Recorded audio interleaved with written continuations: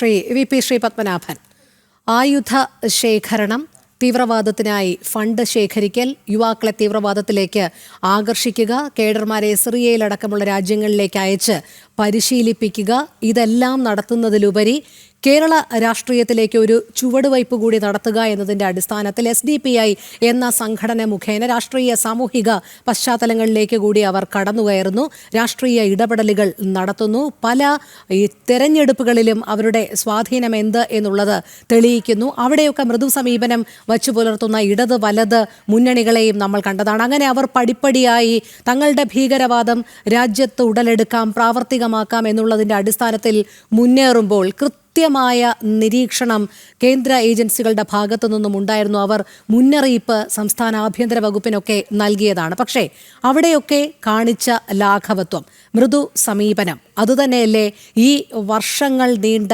പ്രവൃത്തിയിലേക്ക് അല്ലെങ്കിൽ അവരുടെ ഭീകരവാദത്തെ പ്രോത്സാഹിപ്പിക്കുന്ന തരത്തിലേക്ക് നയിച്ചത്? ഒരുപക്ഷെ ലിസ്റ്റ് എഴുതി തയ്യാറാക്കി ആരെയൊക്കെ വകവരുത്തണം എന്നതിൻ്റെ അടിസ്ഥാനത്തിൽ കൊണ്ടു നടക്കുന്ന ഭീകരവാദികളെയാണ് അന്ന് NIA കസ്റ്റഡിയിലെടുത്തത്. അതിൽ നിരവധി RSS, BJP, VHP നേതാക്കൾ ഉണ്ടായിരുന്നു. ഏതൊക്കെ രീതിയിലാണ് വകവരുത്തേണ്ടത് എന്ന് മാത്രമല്ല, ഇവരൊക്കെ അവരുടെ നിരീക്ഷണ വലയത്തിലായിരുന്നു എന്നുള്ളതാണ്. ഈ ലിസ്റ്റിൽ ഉണ്ടായിരുന്നവരെല്ലാം തന്നെ ഇവരുടെ നിരീക്ഷണ വലയത്തിലായിരുന്നു. ഒരുപക്ഷെ പാലക്കാട് A. ശ്രീനിവാസൻ, സഞ്ജിത്ത് വധക്കേസ്, അതോടൊപ്പം രഞ്ജിത്ത് ശ്രീനിവാസൻ, ഇതെല്ലാം PFI ആസൂത്രണം നടത്തിയ രാഷ്ട്രീയ കൊലപാതകങ്ങളായിരുന്നു. അങ്ങനെ ഇവർ ഓരോന്നായി ഇവരുടെ ഭീകരവാദ പ്രവർത്തനം കേരളത്തിൽ ഇങ്ങനെ നടപ്പിലാക്കിക്കൊണ്ടിരുന്നപ്പോൾ പല മുന്നറിയിപ്പുകളെയും കേരള സംസ്ഥാന സർക്കാർ അവഗണിച്ചതിന്റെ ഫലമായിട്ടും അതോടൊപ്പം ഏറ്റവും എടുത്തു പറയേണ്ടത് പ്രീണന രാഷ്ട്രീയവും അത് തന്നെയല്ലേ ഇതിവിടെ തഴച്ചു വളരാൻ ഇടയാക്കിയത്?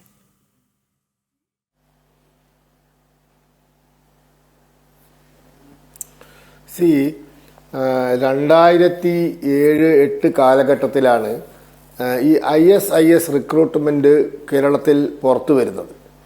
സത്യത്തിൽ ആ ISIS റിക്രൂട്ട്മെൻറ്റ് പുറത്തു വരാനുണ്ടായ കാരണം കാശ്മീരിൽ നമ്മുടെ അന്താരാഷ്ട്ര നിയന്ത്രണ രേഖ ലംഘിച്ചുകൊണ്ട് പാകിസ്ഥാനിലേക്ക് ട്രെയിനിങ്ങിന് പോകാൻ ശ്രമിച്ച 3-4 പേരെ പട്ടാളം വെടിവെച്ച് കൊന്നു.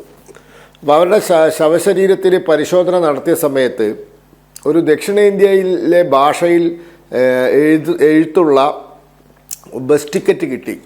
അപ്പോൾ അത് അവിടെ ലോക്കലായിട്ടുള്ള ആൾക്കാർ, ആർമിയിലൊക്കെ ഉള്ള ദക്ഷിണേന്ത്യക്കാർ പരിശോധിച്ചപ്പോൾ അത് കന്നഡ ഭാഷയിലെ ഒരു ബസ് ടിക്കറ്റാണ്, അതിൽ പ്രിൻ്റ് ചെയ്ത ബസ് ടിക്കറ്റാണെന്ന് മനസ്സിലായി. അപ്പോഴാണ് അത് ബാംഗ്ലൂരിൽ ഒരു പർട്ടിക്കുലർ ഡേ ഇഷ്യൂ ചെയ്ത ഒരു പർട്ടിക്കുലർ സ്ഥലത്ത് നിന്ന് വേറൊരു പർട്ടിക്കുലർ സ്ഥലത്തേക്ക് ബസ്സിൽ ഇഷ്യൂ ചെയ്ത ടിക്കറ്റാണെന്ന് മനസ്സിലായത്. ആ ടിക്കറ്റ് പരിശോധിച്ചപ്പോഴാണ് ഈ ടിക്കറ്റ് എവിടെ നിന്നാണോ ഇഷ്യൂ ചെയ്തത് ആ ഡേറ്റിന് ആ സ്ഥലത്ത് ബാംഗ്ലൂരിൽ ബോംബ് സ്ഫോടനം നടന്നിട്ടുണ്ട് എന്ന് മനസ്സിലായി. അതിലാണ് ഒരു ഒരു പഴം വിൽക്കുന്ന ഒരു സ്ത്രീ മരിച്ചത്. അങ്ങനെയാണ് ഇത് തടിയൻ്റെ അവിടെ നസീറിലേക്ക് എത്തുന്നത്. അങ്ങനെയാണ് ഇത് അബ്ദുൾ നാസർ മദനിയിലേക്ക് എത്തുന്നത്. അതിനുശേഷമാണ് കേരളത്തിലെ റിക്രൂട്ട്മെൻറ്റ് റാക്കറ്റ് പുറത്തു വരുന്നത്. ഈ റിക്രൂട്ട്മെൻറ്റ് റാക്കറ്റ് പുറത്തു വന്നതിന് ശേഷമാണ് നമുക്കറിയാം ഗുജറാത്തിൽ അഹമ്മദാബാദിൽ അവിടുത്തെ സർക്കാർ ആശുപത്രിയിൽ ബോംബ് സ്ഫോടനങ്ങൾ ഉണ്ടായി. അത് അന്വേഷിച്ച ഗുജറാത്ത് പോലീസാണ് പാനായിക്കുളത്ത് സിമി ക്യാമ്പ് നടന്നിട്ടുണ്ട്, പാനായിക്കുളത്ത് ഒരു ക്യാമ്പ് നടന്നിട്ടുണ്ട് എന്ന് മനസ്സിലാക്കുന്നത്.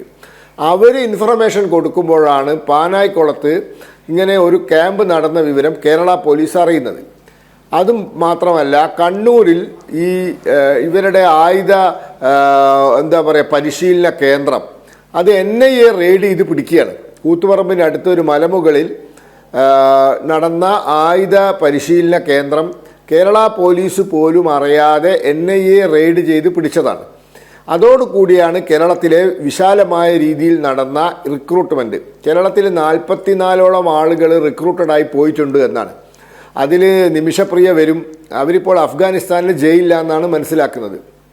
അതുപോലെ തന്നെ വേറെ ഒരു ക്രിസ്ത്യൻ വിഭാഗത്തിൽപ്പെട്ട പാലക്കാട്ടുകാരിയായ ഒരു പെൺകുട്ടിയുണ്ട്. പയ്യന്നൂർ ഭാഗത്തു നിന്നും ഒരു ഫാമിലി മുഴുവൻ മിസ്സായിട്ടുണ്ട്.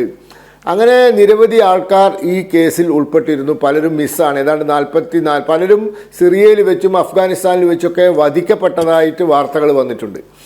ഈ നിമിഷപ്രിയയെ കല്യാണം കഴിച്ച് കൊണ്ടുപോയി എന്ന് പറയുന്ന വിദ്വാൻ അവിടെ വെച്ച് കൊല ചെയ്യപ്പെട്ടതാണ്.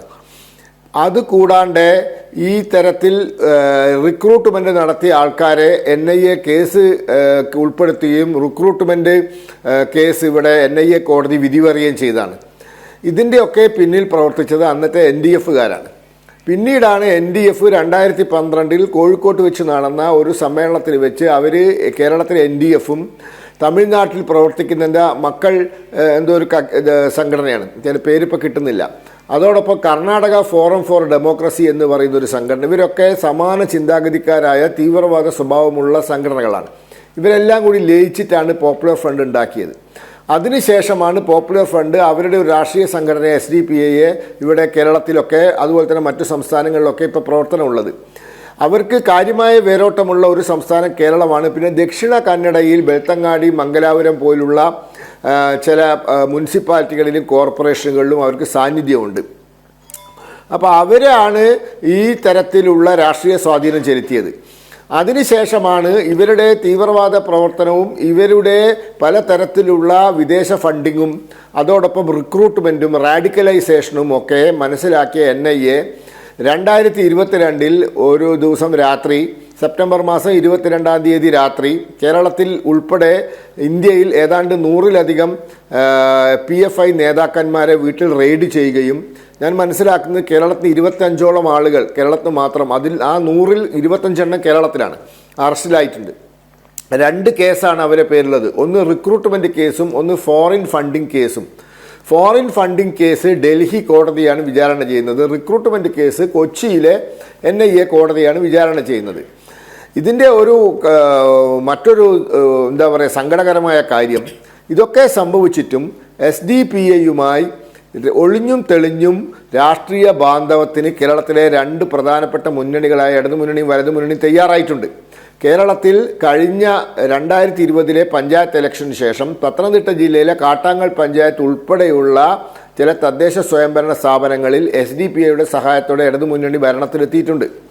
ഇക്കൊല്ലം 2025 നടന്ന തദ്ദേശ സ്വയംഭരണ സ്ഥാപന തെരഞ്ഞെടുപ്പിൽ ഇവിടെ കോഴിക്കോട് SDPI പത്രസമ്മേളനം നടത്തി 27 കോഴിക്കോട് കോർപ്പറേഷനിലെ 27 സീറ്റിൽ ഇടതുമുന്നണിയെ പിന്തുണയ്ക്കുമെന്ന് പറഞ്ഞപ്പോൾ നിങ്ങളുടെ പിന്തുണ ഞങ്ങൾക്ക് വേണ്ട എന്ന് പറയാൻ ഇടതുമുന്നണി തയ്യാറായിട്ടില്ല. അവർ വലിയ വർഗീയ വിരുദ്ധ നിലപാടൊക്കെ ഉള്ള ആൾക്കാരാണ്. എന്നാൽ നിങ്ങളുടെ പിന്തുണ ഞങ്ങൾക്ക് വേണ്ട എന്ന് പറയാൻ അവർ തയ്യാറായിട്ടില്ല. ഇതൊരു ഭാഗത്ത് നടക്കുമ്പോൾ ജമാഅത്തെ ഇസ്ലാമിയുമായി വളരെ സജീവമായ ബന്ധത്തിലാണ് UDF. ജമാഅത്തെ ഇസ്ലാമി എന്ന് പറയുന്നത് മൗദൂദി ഉണ്ടാക്കിയ സംഘടനയാണ്. ലോകം മുഴുവൻ ഇസ്ലാമികവൽക്കരിക്കാനുള്ള ഒരു സംഘടനയാണ്. അവർക്ക് 2 ലോകമേ ഉള്ളൂ, ഇസ്ലാമിക ലോകവും അനിസ്ലാമിക ലോകവും. അപ്പോൾ ഇസ്ലാമിക ലോകം വിപുലപ്പെടുത്തി അനിസ്ലാമിക ലോകത്തെ ഇസ്ലാമികവൽക്കരിക്കുക എന്നുള്ളതാണ് അവരുടെ ലക്ഷ്യം. അവരാണ് ബംഗ്ലാദേശിൽ ഇപ്പോൾ കലാപുണ്ടാക്കിക്കൊണ്ടിരിക്കുന്നത്. അവരാണ് അവിടെ ഈ കുഴപ്പങ്ങളൊക്കെ ഉണ്ടാക്കുന്നത്.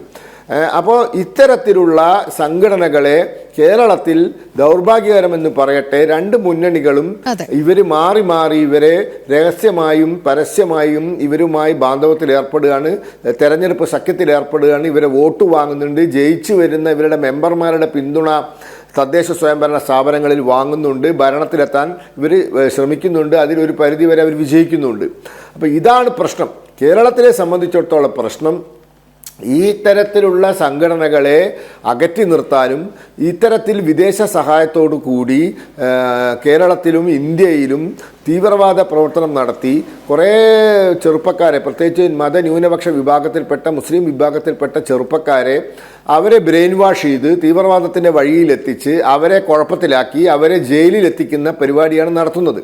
അപ്പോൾ ഇത് നടത്തുന്ന ഈ കൂട്ടരെ ഒരു കാരണവശാലും മുഖ്യധാര രാഷ്ട്രീയ പാർട്ടികൾ അടുപ്പിക്കാൻ പാടില്ല. പക്ഷേ ദൗർഭാഗ്യമെന്ന് പറയട്ടെ, കേരളത്തിൽ ആ പണി നടക്കുന്നുണ്ട്, 2 മുന്നണിയും ചെയ്യുന്നുണ്ട്. ഇതാണ് പ്രശ്നം. കേരളത്തിലെ പ്രശ്നം ഇതാണ്. ഇത് കർണാടകത്തിലെ ബെൽത്തങ്ങാടിയിലും മംഗലാപുരത്തും ഒക്കെ കോൺഗ്രസ് ചെറിയ തോതിലുള്ള രഹസ്യബന്ധം ഇവരായിട്ട് വെച്ച് പുലർത്തുന്നുണ്ട്, അവിടെ ചില മുനിസിപ്പാലിറ്റി ഭരിക്കാനൊക്കെ. അപ്പോൾ ഇതൊക്കെ ആണ് കുഴപ്പം. സത്യത്തിൽ ഈ സംഘടനകളെ പ്രോത്സാഹിപ്പിക്കുന്നത് അല്ലെ അവർക്ക് പ്രവർത്തിക്കാൻ ഒരു എന്താ പറയുക ഒരു മാന്യത നൽകുന്നത് ഈ മുഖ്യധാര രാഷ്ട്രീയ പാർട്ടികളാണ്. ഇവരാണ് നാളെ മറുപടി പറയേണ്ടി വരിക. ഇവരുമായി സഖ്യമുണ്ടാക്കിയവരൊക്കെ കൈപൊള്ളിയ ചരിത്രം നമുക്കറിയാം. 2009 ലോക്സഭാ തെരഞ്ഞെടുപ്പ് നമ്മളെ മുമ്പിലുണ്ട്. മദനിയെ പിടിച്ച് പിണറായി വിജയനും കോടിയേരി ബാലകൃഷ്ണനും കൂടി നടുക്കിയിരുത്തി കുറ്റിപ്പുറത്ത്. എന്നിട്ടിപ്പോൾ എന്തായി? ആ തെരഞ്ഞെടുപ്പുണ്ടായ ഫലം അറിയാം. കാരണം കേരളത്തിലെ പൊതുസമൂഹം ഇത് അംഗീകരിക്കില്ല. എന്നാലും ചില്ലറ രാഷ്ട്രീയ ലാഭത്തിന് വേണ്ടി ഇവർ കൂടെ കൊണ്ടു നടക്കുന്നുണ്ട് എന്നുള്ളത് യാഥാർത്ഥ്യമാണ്. അതെ, അത് മാത്രമല്ല രാഷ്ട്രീയം ഇതിന് ഉതകുന്ന തരത്തിലേക്ക് വഴിമാറ്റപ്പെടുമ്പോഴാണ് അപകടകരമായ ഒരു സാഹചര്യത്തിലേക്ക് കൂടി കേരള സമൂഹം എത്തിച്ചേരുന്നത്.